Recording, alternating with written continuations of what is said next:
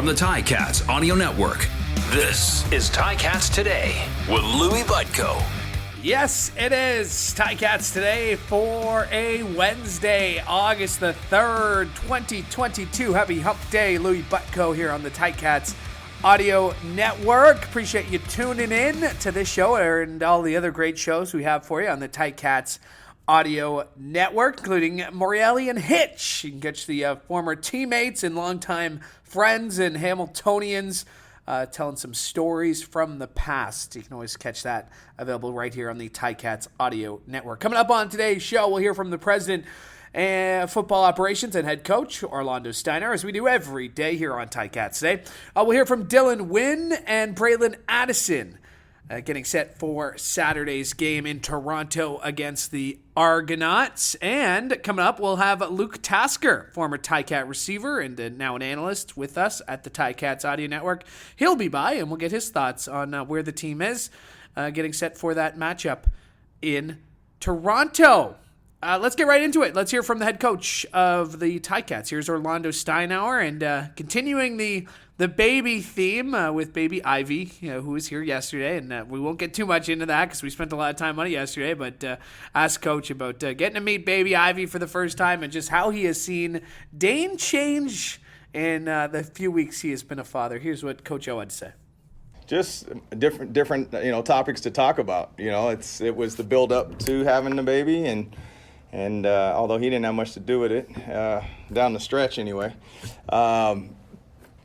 That's it. Other than that, he comes to work. He's still early. He's still late to leave, and he's committed. And but other than that, I think probably less walks with the dog, less talks about that. Other than that, can't give him too much talk about here because there's a lot of players with kids. Well, we'll find out. I think the most important thing, Matthew, is just that it's just this week, and then obviously there's going to be some sort of it's not even strategy. You just got to kind of feel your team out and see what the results are. And then also, I think the thing that'll come into question is just how much do you practice? What is necessary and what's not. This will be the first time that I've ever played a same team, 4 times in 5 weeks. We know it's been on the schedule, but just trying to knock out number 1 first. Yeah, I think, sometimes the best teacher is experience, and sometimes you don't have to be part of it. You can watch other games. You can be part of some of the other games that we've been a part of, and emotions are going to be part of it. That's a fun part of football. For us, the game will always come down to execution, and we just expect the effort to always be high. And so, yeah, you do rely on leaders a little bit because at the end of the day, coaches can curb it in practice. You can stop the drill. You can do that. But the game, you're really a spectator, and it's up to them to police that. Well, I think that's always in the eyes of who's watching. I think Steven is a guy that not only is he productive, but it's when he's productive. I think he's come up with some huge plays, not just the highlight reel ones. I think he's tough. He takes big hits. And I think he's establishing himself as somebody that you have to pay attention to. You can ask all the coordinators if, their amount of respect for him or lack thereof. I think when you come into our offense, we do because we're so multiple, Tommy does an excellent job and has since 2013 of just moving people around and putting them in possibly the best situation, not just to help the team, but oftentimes for them. And so you definitely aren't just going to be in one spot the majority of the time. Some games will be like that if that's what the game plan calls for. But I think with those names that you mentioned, they did have a home, but they also were moved around quite a bit.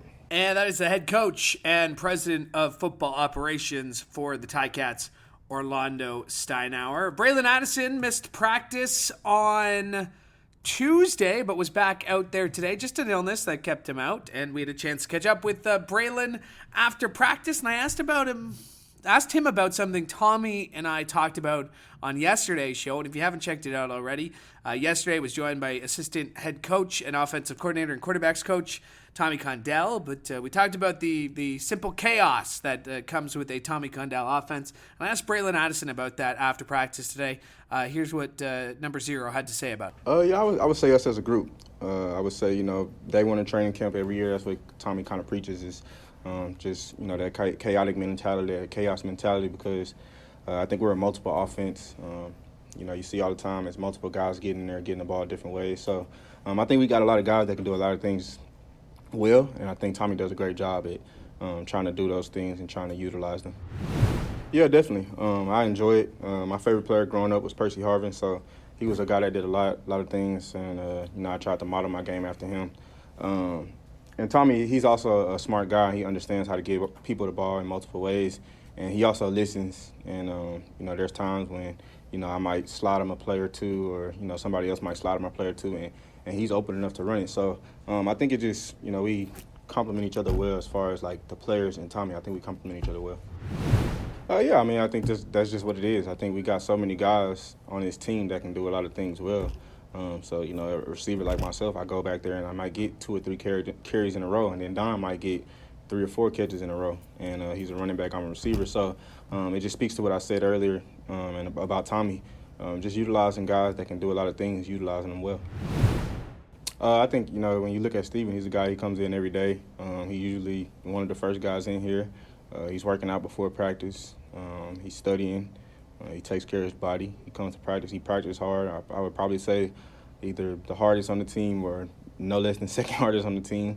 And then after practice, he stays and he does things after, and he takes care of his body. So he's a guy that he trains. Everything that, people see on game day, this is what he does on a daily basis, to be honest. I would think if you ask everybody, the coaches probably say, if they could really say it, they would probably say practice like Stephen Dunbar. So for him to have the success he's having is it's indicative of what he's been doing in practice every day. I would say that's the game of football. Day one of training camp, like I keep saying, everybody came in. I think if you ask all 9 teams across the league we're going to win the Grey Cup. Everybody said that. So obviously we started off 0-4 or whatever it was, and that wasn't our plan. But like you just said, adversity, and our coaches do a great job. Starting from Coach O, they do a great job of training our minds about that every day. It's not about just practice. Like we do that stuff mentally. We work on that mentally every day about adversity, and we take notes on that every day. So we understood that it was going to be adversity. Obviously, we didn't want to start off 0-4, but the reality is what it is. We're 2-5 right now, so we're just trying to chip away at it one day at a time. And like I said, everybody's goes to win a Grey Cup. So every day is going to be adversity. Every week is going to be adversity, and the thing is, just keep chipping away. I would say, like I said, we never want to have moral victories, but I think if you go back and look at the tape of every single game we've played in this year, we've either, to start the fourth quarter, we've either been ahead or right up into the last 3 minutes, we've been behind by a score maybe. So I think as a team, we're focusing on finishing. Like you just said, at least 3 of those games we should have won by a nice margin. So at the end of the day, our record is our record, but we know what we have in the room. And Coach O preaches it daily that we have the right guys. We just got to focus on the little things and the finishing. So that's just been the mindset going forward is let's keep doing what we do, just get better at the stuff we got to correct, penalties, mental mistakes, and we just got to finish better. That is Bralon Addison as we caught up with him after practice today, back out there after missing yesterday with an illness. One more piece of sound to get to post-practice, and just as a reminder, you can always go to ticats.ca for the full video of what the people we talked to had to say. So again, ticats.ca for full scrums. Had a chance to catch up with Dylan Wynn. Here's what he had to say after practice today. No, but it's added importance. We need to win, We know where we are in the season, and we're just, like I said, chopping up wood and trying to get to the right place that we need to be, especially in our division. It's an East Division opponent, and every East Division opponent's for sure a must-win, just like every game. But the little added importance comes with divisional, for sure. We kind of let the coaches handle that one. I'm going to prepare and try to become better every week, every practice, every game. So are my teammates, and that's what we focus on. Luckily, as a player, we don't have to worry about the bigger details, the bigger pictures. We're living in this 1 week bubble and just trying to become the best D-line that we can, the best defense, the best team that we can. It's just nice to hit pay dirt, not gonna lie, it is nice to start to reap little rewards of all the work we're putting in, just statistically wise. We've always, if anyone pops on film, they know we get after the quarterback. It's just nice to actually get him on the ground. That being said, that's something to enjoy for the day after the game. We're on to the next week, and we're just trying to put ourselves in the same situation to have a showing like we did last week. Football's an emotional sport, and if we're not saying I'm not going to pretend like the QEW battle isn't an emotional battle. It is, and it's something that needs to be taken into account for. That being said, winners win. You're going to find a way to win, and if it distracts from winning, we don't need it. And that's just kind of our mentality going in. Maybe, but it's not something I think about. It's not something my teammates think about. It's not, like I said, that mentality, that kind of thinking, that worrying about, what they're going to say, what they're doing, what they're, that big "their" word, that distracts from getting better. And that distracts from just doing your job and executing to the best of your ability. So what we do is we focus on, the minute details of what we have, and that's plenty to focus on. We don't need anything else besides, outside noise is what we call it. But I'd consider that outside noise. It's just when you get into the game, you got to know, if it distracts us from winning, we don't need it. I'm not going to say specifically, I'm getting geared up for that, but I do enjoy going against running backs in this league, and they've become more and more, as a whole position group, running backs lately have become more of a weapon in the CFL, and I love it. But what about him? Because he does multiple stuff, like he'll catch passes out of the backfield. That's not my problem. Him catching it, that's not my job, and that's not something I personally focus on, and I do. I just got to do my job, play my 1/12, and good things happen when you focus on that. It's when people try to play outside of, their jobs, try to do an extra thing, I got to get this guy down, it's on me. That's when defenses break down and mistakes are made. So it's just like any week. It's just like if we were playing Powell, just like if we were playing Wilder, any other running back. You know what I mean? It's just we got to put the bricks in the wall. That's it. And that is Dylan Wynn talking about preparing for the Argos on Saturday. For more on that game, very pleased now to be joined by the man who will be alongside RJ Broadhead with the call right here on the Ticats Audio Network. A former Ticat himself. You can also catch him on Ticats This Week every day before game day. It's Luke Tasker, and Luke, 4 times in 5 games against the Argos. I mean, how do you even prepare for a stretch of games like that? It's really bizarre, and I never had that. When I was playing, the most you played a team was 3 times in a year, because you had your two of your East opponents 3 times, and there was one East that was just twice, like all of the West was. And that was consistent throughout my years. And so it's really bizarre. I just got to imagine that as these weeks progress, of course, you have the Montreal game in the middle of the 4 Toronto games, but as the weeks progress, I mean, I'm thinking that you're turning your on-field work is going to transition to, from whatever 50-50 on-field and film to, 90% film by the end of this. Like, you're really just watching the previous game. I always thought that was interesting. Like, there was years where we played back-to-back Toronto just once, like just one game and then the second, but all you watch in that second week is the week before. Whereas in a standard week of prep, you're breaking down all the different film categories. You're watching the teams, cut up of, let's say you're playing the Lions, and you're going to be watching their score zone defense cut up for all their games of the season or the last 4 games. And you're studying kind of all of those field positions. But when you're playing that one opponent over and over again, like, you don't care what they did against Ottawa 2 weeks ago. Like, you just played them. Like, you're just going to be thinking about and preparing for that guy that you went up with last week. And how did he respond to your post route? How did he come down on your slant? And how did he know that you were going to run the slant that time? Stuff like that.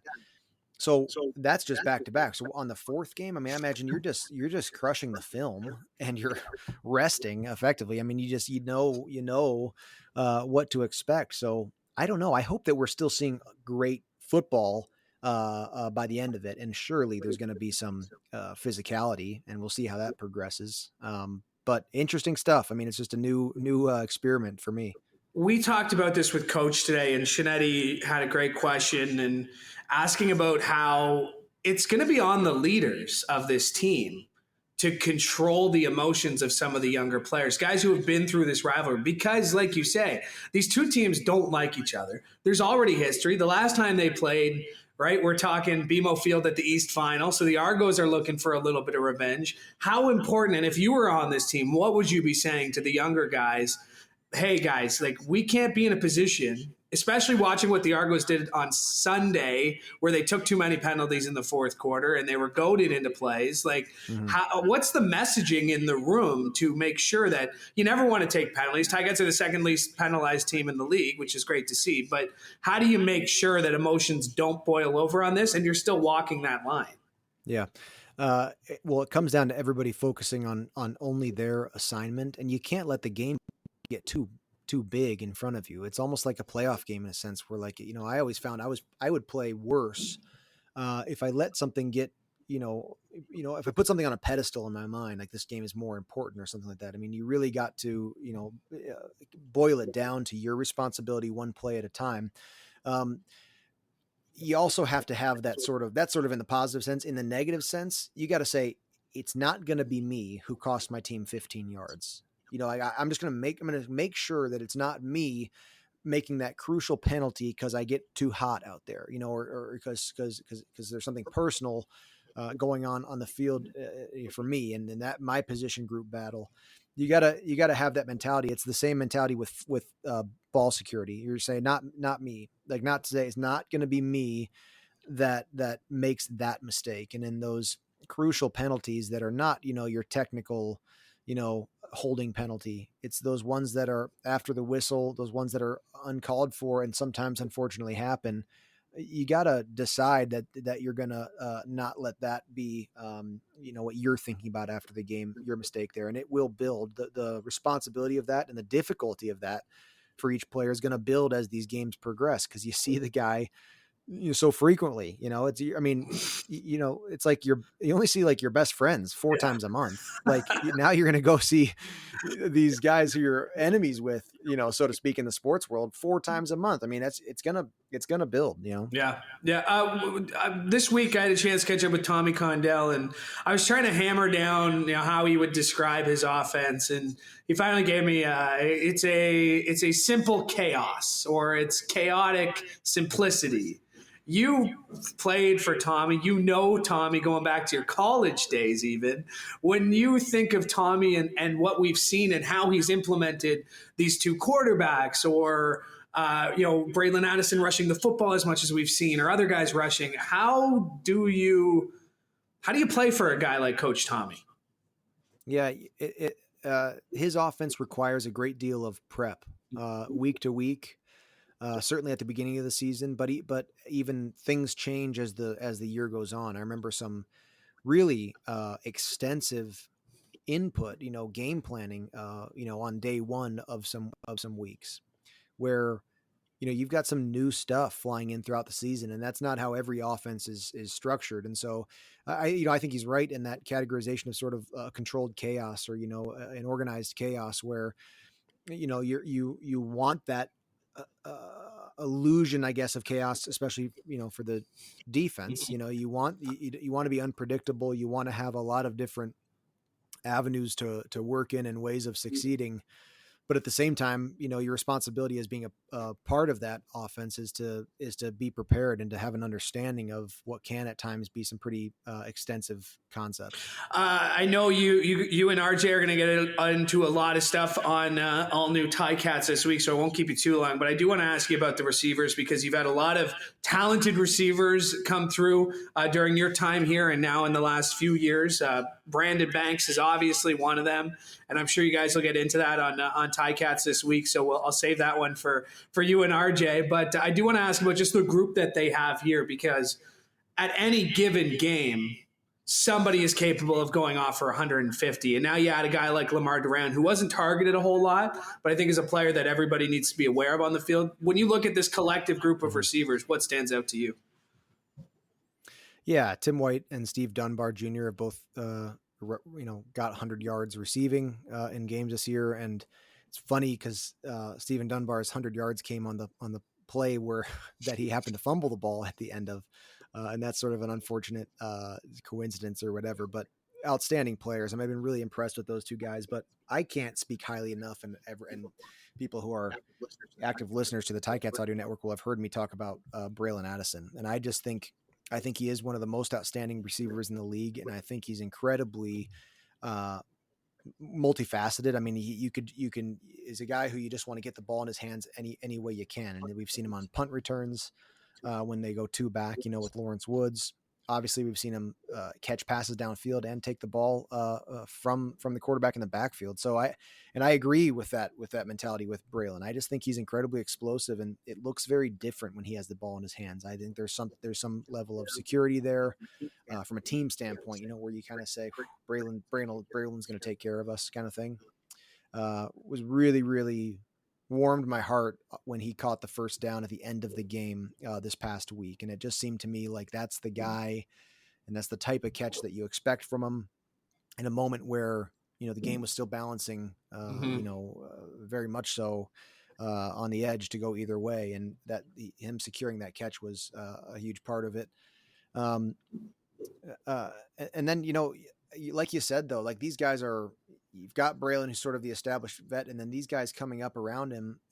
I'm very excited by the receiving room, and you got away with one in the first quarter from Tim White, which could have almost been another turnover. And I don't mean to bring up that word again, but the wide receiver group has not been free of blame from that issue this year. They've had a pretty big part in it, and I think that they need to sort of solidify and draw a line in the sand, their responsibility and with that issue, and find a way to make sure that doesn't happen in their room. And both we've seen 2, notably this one from Stephen Dunbar down the field after a very great catch, explosive play where the ball came out from an unidentified flying object in the secondary, right? Like both of the times of those downfield fumbles, they didn't expect to get tackled. And I remember, Louie, early in my career, Guelph actually, a game against Toronto, where I caught the ball in the middle of the field and turned up field feeling like I was alone. It's just, it doesn't seem like there's anybody around you. And sure enough, the hatchet comes out from the right and knocks the ball free. And you gotta learn from those. And I did. I learned from that and thought, I really, truly think back to that. And for the rest of my career, I thought about that moment when I felt like I was all by myself and lacked ball security. Well, young guys learn those lessons, and then you start to not do that anymore. And so, with Bralon's leadership and a group of talented guys, I do expect that to become less of an issue. Yeah, I mean, that Anthony Johnson and Stephen Dunbar fumbles, almost carbon copies. Like same place on the football field, same big play. And again, I talked about with Tommy, and he wasn't one to look in the past, but 1 or 2 plays in some of those losses, we're talking a much different Ticats team, and a team that's probably looking to put their throat on the rest of the East Division in the next 4 out of the 5 games. But the last 3 games for sure, 2 wins and a game in BC that the Ticats had a very good chance to win, in the fourth quarter. How can you build momentum on those 2 going into these huge divisional games? Yeah, you have to. And you have to continue to praise what's going well and then identify and correct the things that are not. And the turnovers have gotten better as it's gone on, but still not dominating the turnover ratio by any means, still not problem free. I've liked the way that Dane has played in the past couple of weeks. He certainly had a sense of ball security back there, and he's made plays at times that are high level. And the real lingering question mark to me is why the fourth quarters have been the way that they are. And to see a dominating fourth quarter would be a real badge of honor for this team to sort of say, we've kind of figured it out. We're sort of past that, but the games have continued to slip away. I mean, there's something like the net minus 50 in the fourth quarter point scoring. I mean, it's really an alarming statistic and sort of a chink in the armor for this team right now. And so for them to, against these Toronto games in the East, to be able to finish off some games strong, I think that's going to drastically increase their likelihood of a Grey Cup. All right, Luke, I don't want to take all the topics away from you and RJ, so I'll save you some guys some stuff to talk about on Friday. Thanks for doing this, buddy. Appreciate it. Good stuff, Louie. Yep. Awesome. See you soon. My thanks to Luke Tasker for joining me on today's show. My thanks to you Could not do the show without your support. So we thank you and hope you'll join us back here tomorrow, same time, same place. The show Ticats Today. I'm Louie Butko, hoping you have a great day. Ticats Today can be heard every weekday, and we would like to hear from you. Email us at gameday@ticats.ca. Have a question or an opinion? We want to hear it. That's gameday@ticats.ca. Subscribe to the Ticats Audio Network on Spotify or wherever you get your podcasts.